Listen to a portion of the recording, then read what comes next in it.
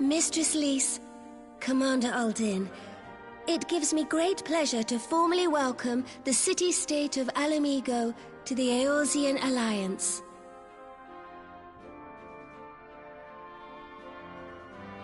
The pleasure is ours, Your Grace. I know I speak for all Alamegans when I say that we are glad of this chance to stand with our comrades of the Alliance. And we, for our part, are glad indeed to be able to welcome friends both old and new.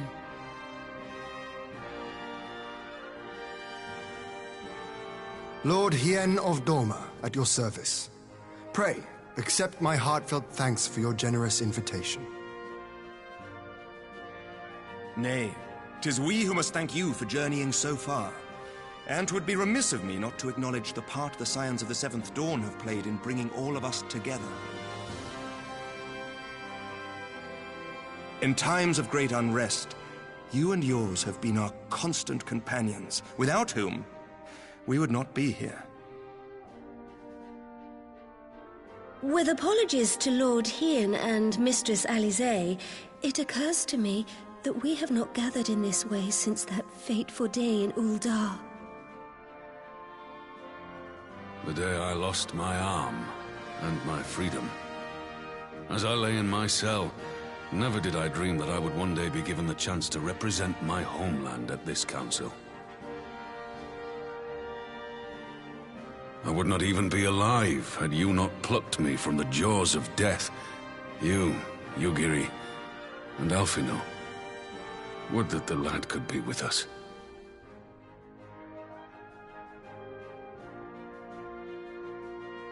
I too owe my presence here to Alphino, in so many ways. Until such time as he returns, I mean to carry on his good work as best I can.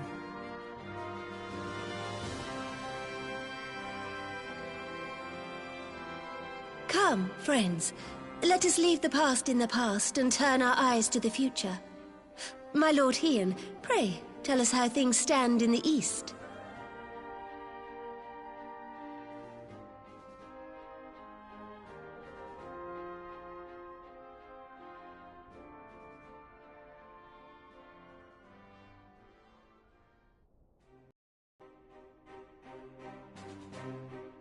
Having heard the rumors of dissent in Garlemald, I dared to dream of a peaceable solution. The Empire will not so easily change its ways.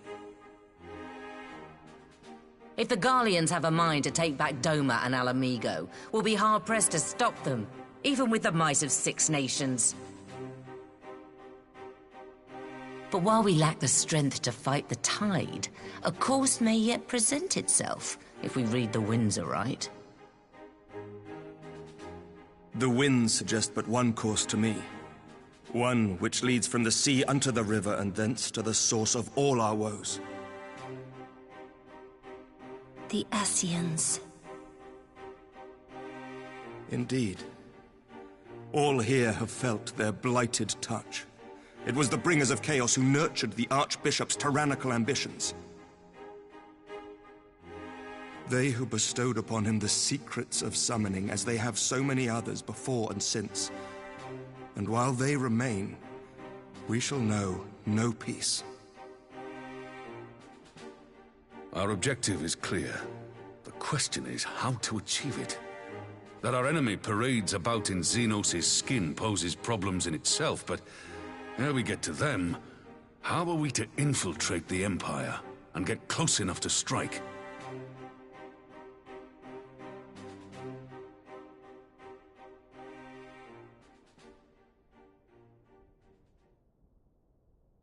While I see the wisdom in targeting the Ascians, an assassination attempt on Garlean soil would do little to aid our cause, even were it to succeed. It's time we used our enemy's preferred tactic. Subterfuge. You have an idea? Speak your mind, Master Thancred. None here know the enemy better than the Scions, and you mayhap best of all.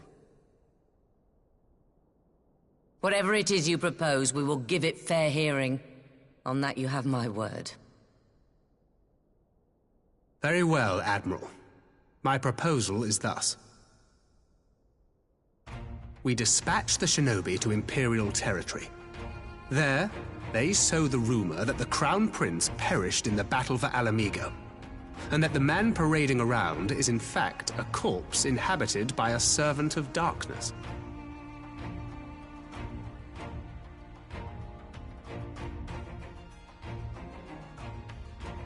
Well, it does have the ring of truth about it. And were the Garleans to learn that their future ruler is a puppet, the Empire would be shaken to the core. But at the risk of sounding stupid, would they actually believe such an unlikely story? I didn't. Ordinarily not. But prior to his miraculous recovery, rumors of Xenos' death had already begun to circulate around the Empire. Ultimately, however, what the masses believe is not our chief concern. Our true objective is to create an opening for rival factions within Garlemald to exploit. Just as a war of succession erupted in the wake of Emperor Solus's death. A war which raged until but recently, plunging the Imperial House into disarray as nephew and uncle grappled for the throne. It is no coincidence that one of Varus's first acts as Emperor was to name Xenos heir apparent, family feuds being so tiresome when armies are involved. Not all welcomed his choice of successor, however. There is no shortage of individuals who aspire to the throne, who would jump at any chance to seize power. The news that Xenos is not only dead, but a puppet to diabolical forces would be too enticing to ignore. The Empire would not be quick to recover from a second war of succession. I am no stranger to infiltrating Imperial territory. With a team of operatives gathered from among the Alliance's finest, the plan should have a reasonable chance of success. Doma already has shinobi in place throughout the provinces. We stand ready to act, and act we must. What say you all?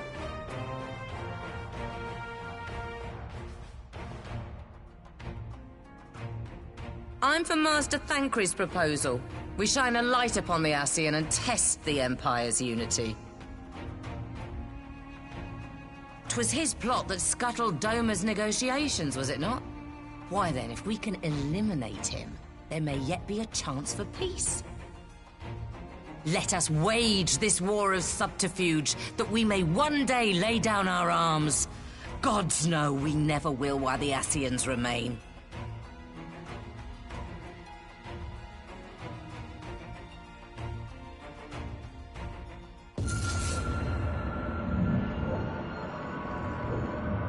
That way. Sorrow.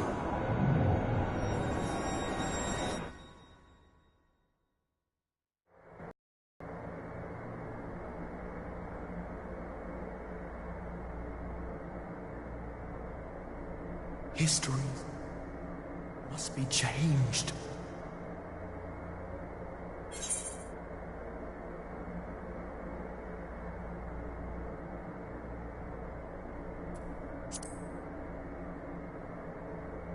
Ahead looms a calamity. Ahead looms light, expunging all form and life. Twin dooms only you can forestall. Only you. What's the matter?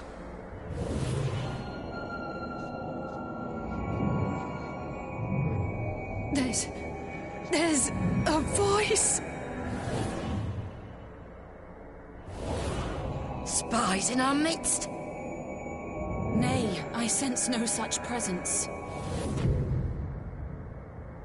Let expanse contract, eon become instant.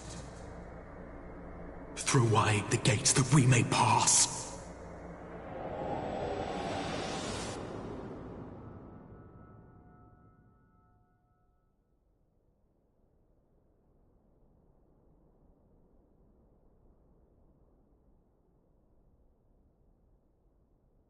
Is it over? Master Thancred!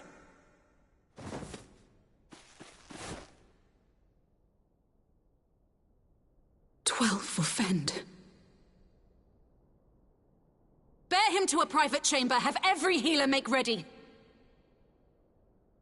Swiftly!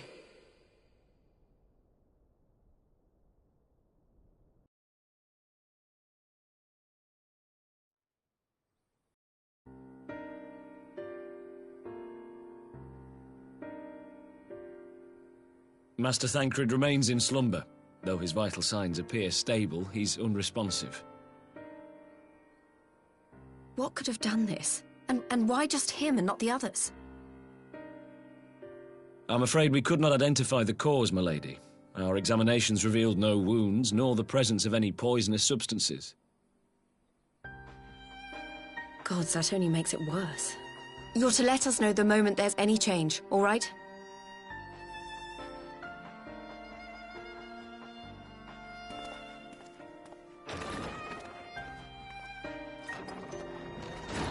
Thank you for coming. Knowing Thancred, he would apologize for being otherwise engaged at so crucial a juncture. In gifting us a course of action, Thancred sowed the seed of all that is to follow. We have but to nurture it as best we can. To him, I would say, rest easy, that he may wake to enjoy the fruits of our labors. Now, the matter of the mysterious voice must not be forgotten. Will you tell me exactly what happened? Alizé and I heard a voice in the moments before Thancred collapsed. It was accompanied by a severe headache, as if something were clutching at our minds. Did you experience the same thing?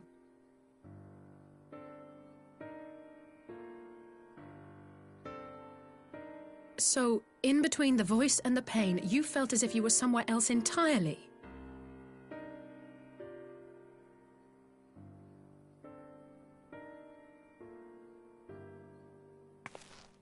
Your testimony confirms my suspicion. That which you experienced was, I believe, your soul being plucked from your flesh. Called.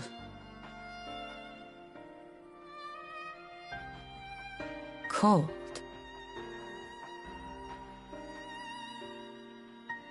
I myself examined Thancred. Reach out as I may, I could not sense in him the spark of life that is his soul.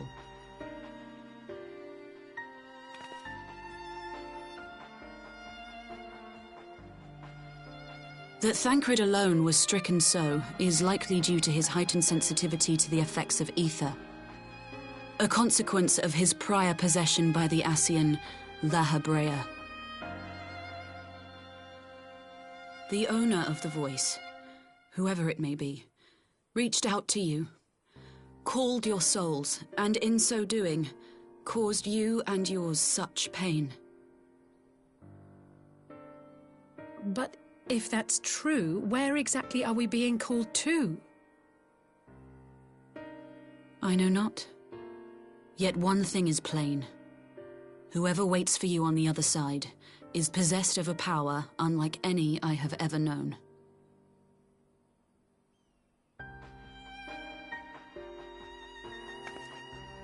Forgive us, Lys, but may we leave Thancred in your care for a time? As if you had to ask. I may not be a scion anymore, but I'm no less a friend. Don't worry. I'll see to it that Thancred's well looked after. Just focus on solving this mystery, all right? Thank you, Lys. As the Elder Seedseer says, 'tis no ordinary individual we are dealing with. Nor can we discount the possibility of Ascian involvement. Whoever or whatever is behind this, the sooner we find out, the better.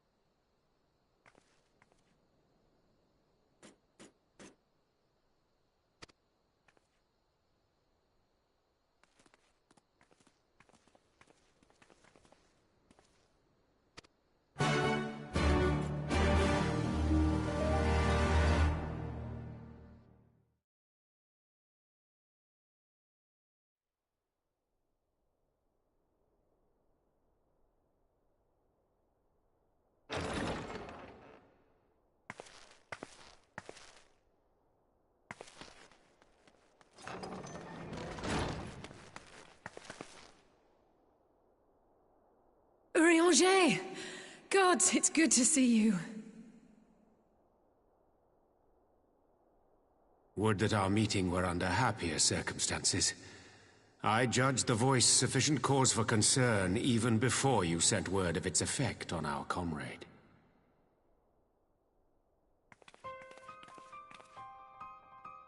You heard it too, then?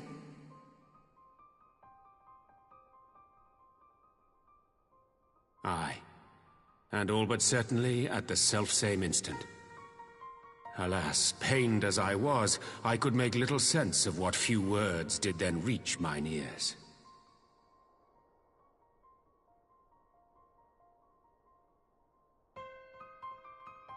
Who do you think is responsible? Could this be the Ascians doing? That I cannot say. Not when so little is known. Ere I indulge in speculation, I would examine Thancred with mine own eyes. To Alamigo, then, without further delay. One other thing. During my visit to the Far East, I observed a strange phenomenon. Thou referrest, I presume, to the localized reduction in etheric density. Well, that spares me the trouble of an explanation. Yes, I noted precisely that at two apparently unconnected locations. I take it the phenomenon is not limited to the Far East. Indeed not. Of late, our agents charged with surveilling the beast tribes have spoken of little else. In every corner of the realm, they tell of places in which the ether hath grown thin. Naturally, my suspicions first turned to primal activity, but the areas thus affected betray no evidence of summoning. I must confess to being quite perplexed. If the same phenomenon is being observed in multiple locations on opposite sides of the world, we may safely discount regional factors. Needless to say, this warrants further investigation. Indeed, I shall make it my task to.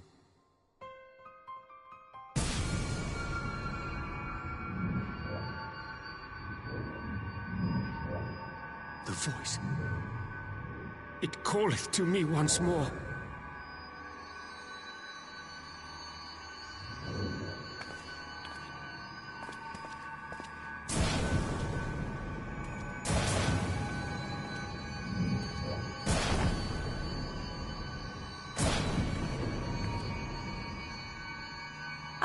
I hear it too.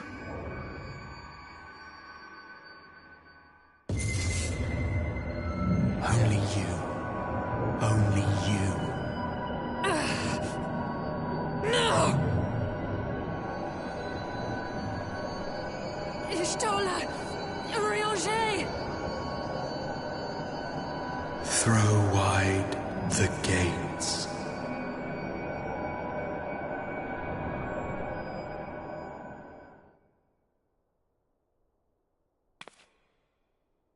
No! No, this can't be happening!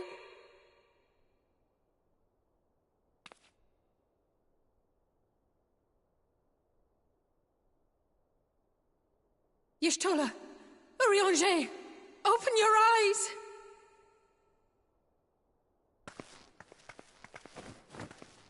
Open your eyes, I beg you!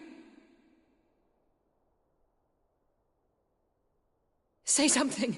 Anything! Not again. Please, not again.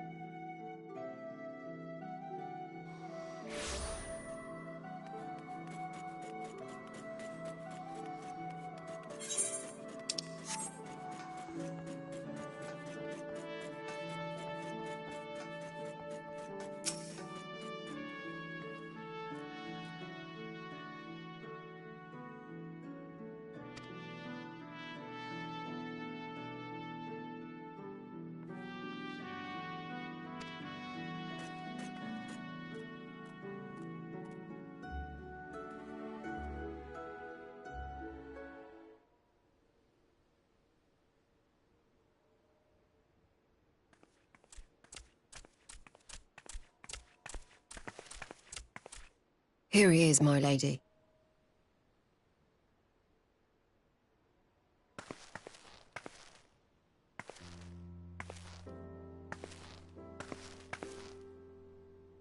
Gabu, it's been too long.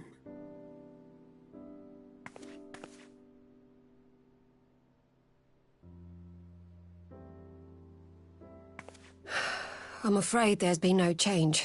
If he can see or hear us, he has given no sign. I see. You're still fighting. I'm proud of you.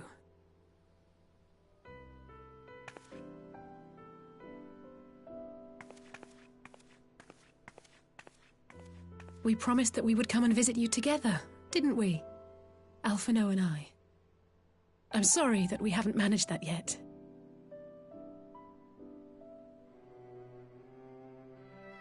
You know, with the three of us like this, does it not remind you of that night? Of the stars beyond count twinkling in the heavens? I was feeling pretty low back then. Powerless.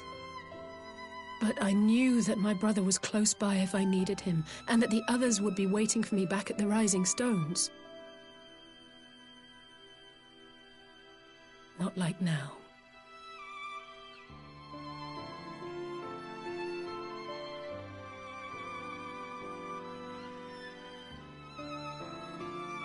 I've seen my share of trouble since coming to Eorzea.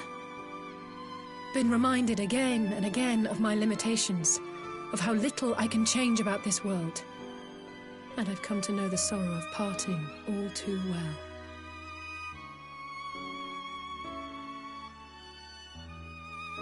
But to have the people I hold dear struck down before my eyes, and be powerless to help them, that I cannot bear.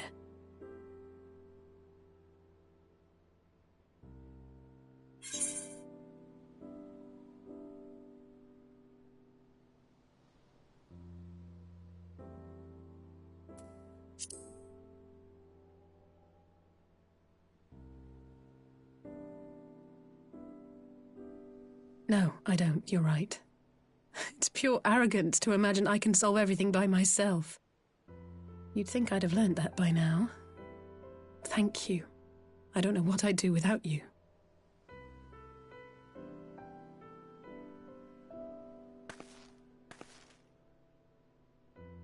Well, that's more than enough brooding for one day. Come on. We have friends to save.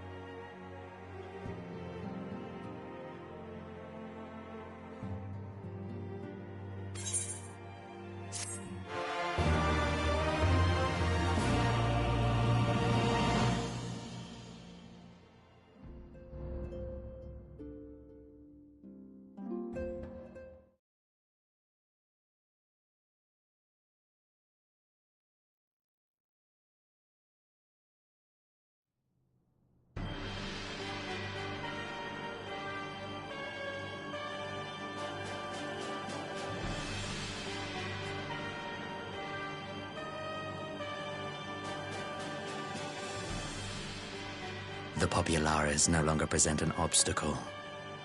Now is the time to bring the Empire's might to bear. A word from your Radiance is all it takes. But one word, and the Imperial army will fall upon Alamigo as a pack of bloodthirsty wolves and tear that feeble nation apart.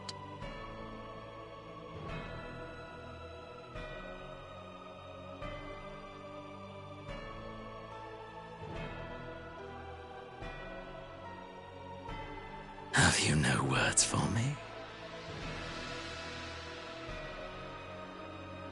Despite the lengths I go to, an emissary playing the part of a fool. When first I took this face, I swore to use all of my knowledge, all of my power, to further the cause of the Empire. My deeds stand testament to my commitment. And with this adamant flesh at my disposal, I could destroy the Icon Slayer as easily as one might swat a fly. Why do you hesitate?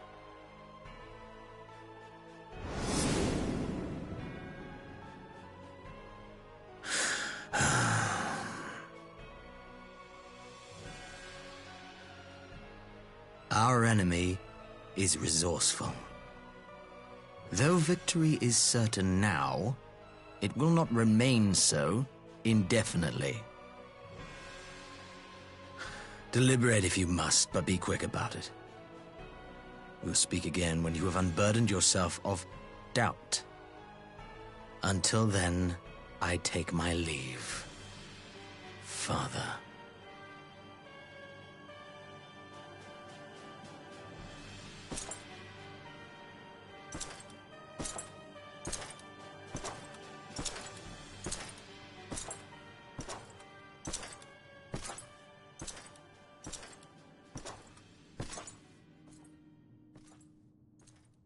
I should be the one to sigh.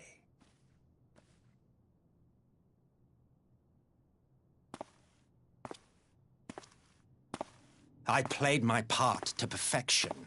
I had earned my rest, and then, thanks to La Habrea's crowning act of idiocy, our favorite emissary sees fit to summon me back. Elidibus was ever a warrior. A most tiresome trait, would you not agree?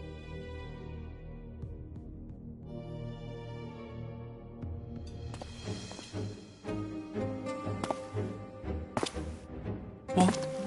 Have you no words for me either? No matter. I've long grown weary of this mummery. Now, my dearest grandson, let me remind you of your place in the simplest of terms.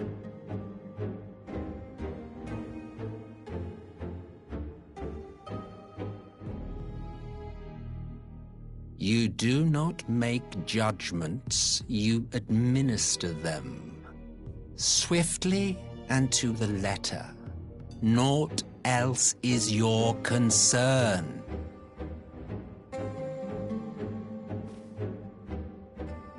Elidibus may be an insufferable bore, but he is no fool. His choices as emissary seldom err.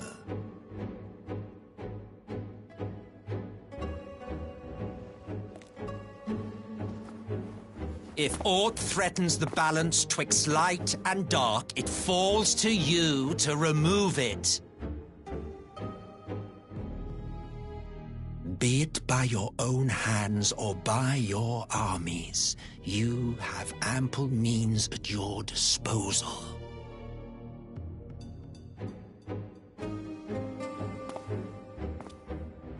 That is why this empire exists, why I built it.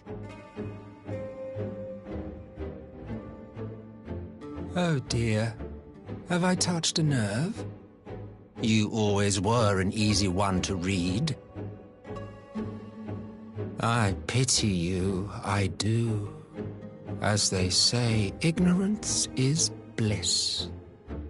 And I know how much happier you would be not knowing the things you know.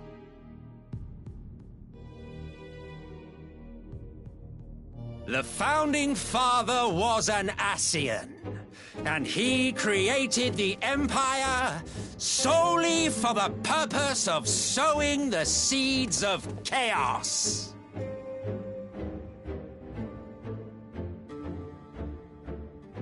Don't take it personally. I merely do my duty. To bring about a calamity requires no small amount of power, and there is no surer way to obtain such power than by collecting powerful pawns. To that end, I have labored long and hard, and I must say I am quite pleased with my handiwork, paltry though it seems in comparison to Alag.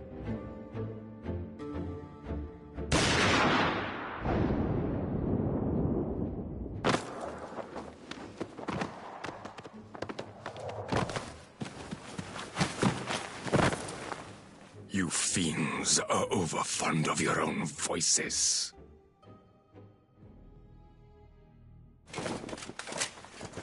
Mark me, Ascian. Man is the master of his own destiny.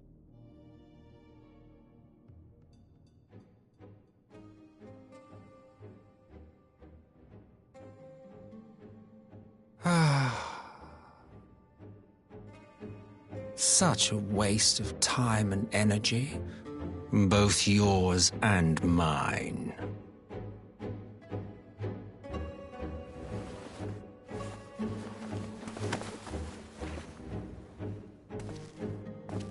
Lest you forget you are Emperor now. If you wish to spout drivel about man's destiny, save it for the masses. It will serve to give them a sense of purpose, and you, pliant pieces for the game.